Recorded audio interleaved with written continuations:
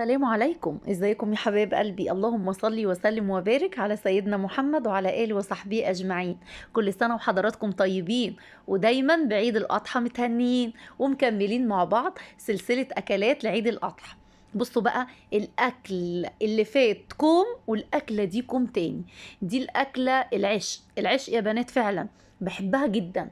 ممكن لو صينية الوحوش مش موجودة دي تسد معانا في الفطار بتاع عيد الأضحى، في غدا عيد الأضحى، في عشاء عيد الأضحى، في سحور، بصوا هي على طول معانا في أي وقت.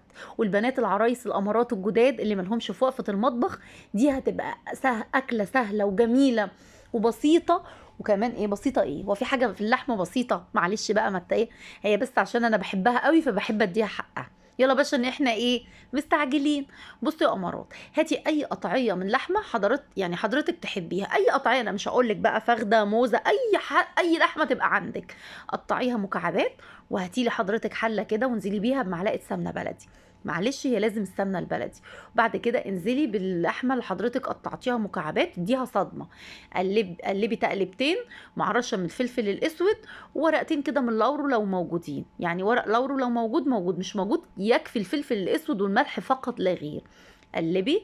بعد كده بنزل بميه مغليه، خلي الكاتل او البراد بيغلي عند حضرتك وانزلي بالميه المغليه. بعد كده بتسيبيها، يعني شقشاق. يعني ايه شقشاق الكلام الغريب ده يا رودي؟ يعني انزلي مثلا بكوبايه من الميه المغليه، سيبيها تتشرب وتاخد وتدي بشكل ودي. وبعد كده انزلي بكوبايه تانية من الميه، لو على حسب نوع اللحمه اللي عند حضرتك.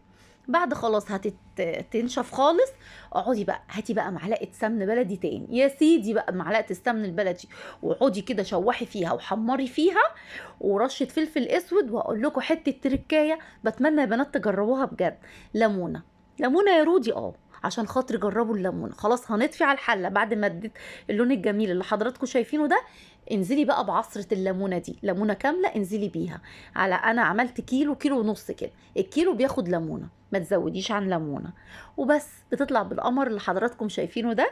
لايك وشير لو عجبكم الفيديو. استودعكم الله الذي لا تضيع ودائعه.